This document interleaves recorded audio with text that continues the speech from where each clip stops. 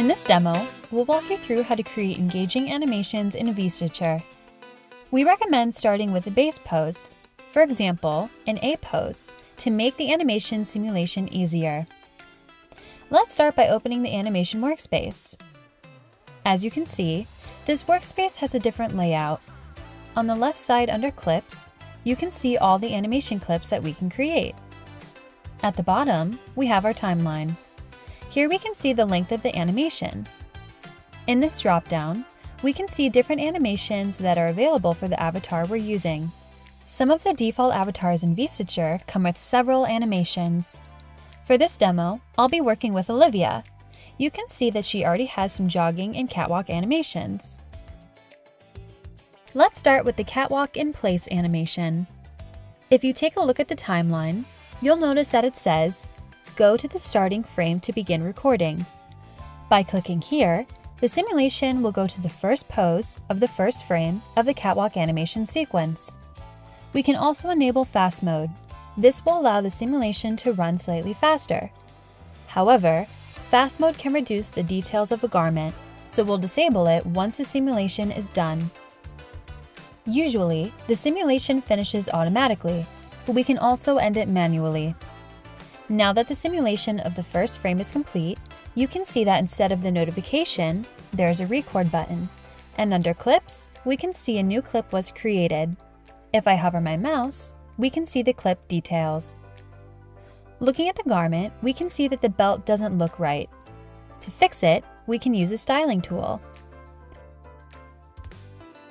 I'll also use the focus mode. This will grab specific area and won't affect the other parts of the garment. Let's update the simulation. Now that I am happy with the first pose, I can start recording the animation. While recording, the software simulates each frame of the animation sequence. Looking at our garment, I would like to fix the hem of the pants. If I click on the record button, it will pause the simulation, and again, I'll use a styling tool to make adjustments to the pants. We recommend only making small adjustments to your garments during the simulation of the animation, as it can sometimes cause the animation to jump.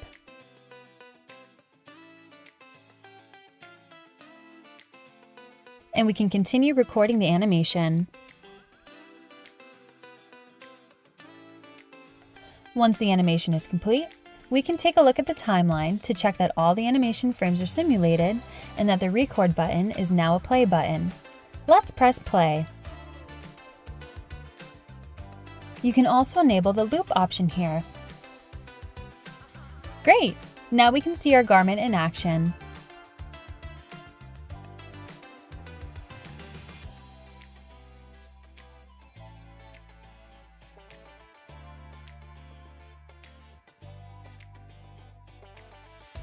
You can also import your own custom animations by using Adobe's animation software, Mixamo, which is free to use.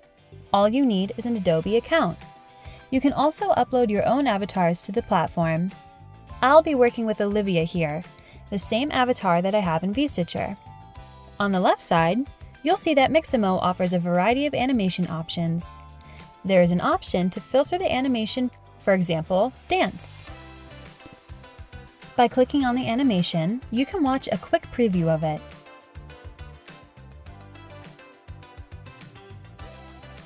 On the right side menu, you can also adjust the different parameters. For example, the arm space is an important value. It changes the arm's distance from the body and can avoid collisions during the animation. The arm space here looks good, and we can see that the movement is smooth. Now we can download the animation using the download default options. To upload the animation from Mixamo, in the Animation drop-down menu, choose Import Animation. We can see that the Roomba animation has been uploaded. Now we need to update the simulation. This will move the avatar to the first frame of the new animation. When the first pose is ready, we can click Finish and a new clip is created. On the timeline, I can hit the record button and start the animation recording. Now let's take a look at another file where I previously recorded a couple of animations. I recorded a 10-second walking animation. We can record the animation with different parts of the outfit. For this one, I recorded it with and without the jacket. When the animation is ready, you can also add some camera movements to the final render. In this example, the animation is going out of the frame. In the context view, you can change the camera setting and enable Follow Avatar. This will ensure that the avatar is always in the center of the frame.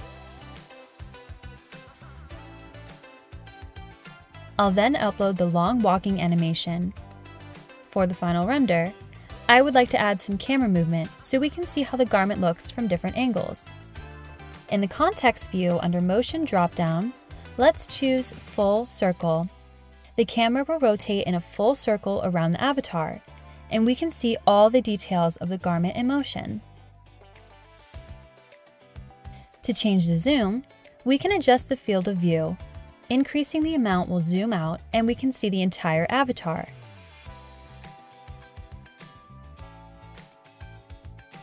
You can also change the camera orientation.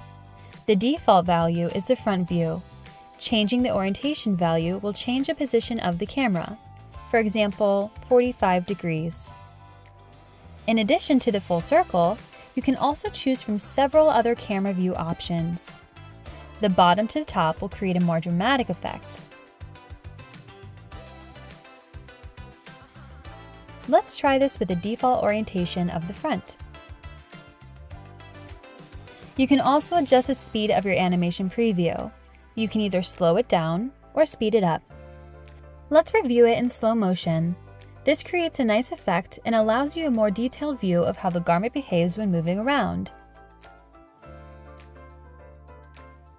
Once you finish recording the animation, if you find there's a small collision or glitch, you can pause the animation, make the necessary adjustments, and click Resimulate. You'll see that the play button changed to record button from the frame we stopped. This means that if you need to change something in your sequence, you don't need to record everything from scratch. The new simulation simply replaces the old one. Before moving on to the final render, we can review the animation in Ray Trace to review how the 3D environment and lighting looks. You can create a quick preview for any frame in the timeline. When you're happy with the result, we can move to rendering. We have two export options. You can render the full animation straight from VStitcher as an MP4. You can choose between normal or Ray Trace render. The normal render will be what we see in real-time 3D window, and the Ray Trace is the more realistic option. You can also render it as a GIF if you want to use it on your website or create a smaller file size. There's also an option to create an image sequence. This option renders each frame as a separate image that makes it easier to edit in an external editing software. You can also adjust the background and choose from a solid color or environment image. This will be the HDRI image. When choosing image sequence, you'll also have the option of using a transparent background, which allows you to add custom backgrounds in many other graphic softwares. You can also choose if you want to include the avatar or not, or if you would like to create a ghost avatar animation. The second render option is to export the animation as a 3D object. If you would like to export the animation to external 3D software, where you can create your custom scenario and your custom environments, you can include or exclude the avatar.